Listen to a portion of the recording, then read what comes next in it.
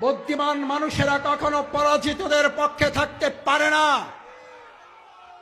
মুফতি কাজী মোহাম্মদ ইব্রাহিম হাফিজাহুল্লাহর একটা উদাহরণ দিয়ে শেষ করে, যেহেতু ওনার বক্তৃতা শিখে শিখেই বক্তৃতা করছি, তো না বললে ঋণ পরিশোধ হবে না। বলেছে যে মিয়া তুমি যাবা চট্টগ্রাম। কোথায় যাবা? হুজুর হয়তো শুনে হাসবে, বেটা আমার সামনে আমার কথা কও। ছাত্র হিসেবে একটা পরীক্ষা দিয়ে দেখতে চাই যে পাশ করবো না ফেল করবে। আপনি ফেলের তালিকায় আছি, তাও যদি আল্লাহর মেহেরবানি আর হুজুরের দয়া যদি পাশ করতে পারি। বেটা যাবি চট্টগ্রাম। রেল স্টেশনে যায় দেখি যে চিটাঙ্গের ট্রেনে কোনো সিট ফাঁকা, মাঝখানে দাঁড়াবার জায়গাও ফাঁকা নাই, রডও খালি নাই, সাদও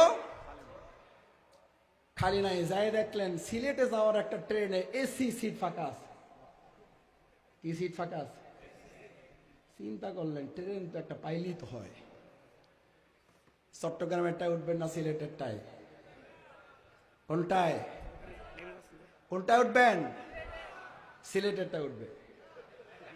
মাশাআল্লাহ। সিলেটে যারা উঠবেন দেখি দুই চারজন অন্তত হাত জাগান। কোনটায় উঠবেন? টার্গেট কোথায়? টার্গেট কোথায়? সিলেটেরটায় যদি এসি না পারে, বিনা পয়সায় বলে যে ভাই এসি আছে, বিনা পয়সা নিয়ে যাবো, ওঠেন, আল্লাহ বর্ষা চা হয়। কয়জন রাজি আছেন হাত জাগান। বোনদের ওখানে দুই চারজন যদি রাজি থাকেন পরে আমাদের ভাইদেরকে জানায়েন।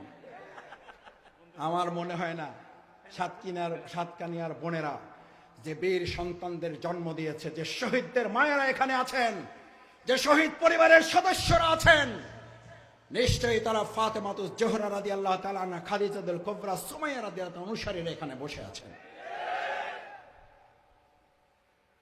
হুজুর বললেন শেষ কথা। তখন আমাদের মধ্যে কেউ কেউ মনে করে জায়গা যেহেতু পাইলাম না, সিলেটেরটা যেহেতু ফাঁকাই পড়ে আছে, যাওয়াই যেহেতু কাজ, আল্লাহর উপর ভরসা, উঠে গেলাম, যা হয় হবে। আমার তো দোষ না, দোষ কার? ড্রাইভারের। হেঁটে নিয়ে যায়। আপনি সারা পথ উঠছেন সিলেটের ট্রেনে, যাবেন চট্টগ্রামে, সিজদায় পড়ে সমানে কান্না শুরু করলেন। কানতে কানতে চোখের পানিতে পুরো রাস্তা ভাসাইয়ে দিয়ে আল্লাহর উপরে দায়িত্ব ছেড়ে দিলেন। আল্লাহ সব তুমি জানো, সব তুমি দেখো, সব তুমি বোঝো। ইন্নাল্লাহ আলা কুল্লি শাইইন কদির। আল্লাহর সব গুণগান ওখানে দিয়ে দিলেন। দুনিয়ার নিয়ম এবং আল্লাহর সুন্নাহ, আপনি চট্টগ্রাম পৌঁছবেন না সিলেট পৌঁছবেন?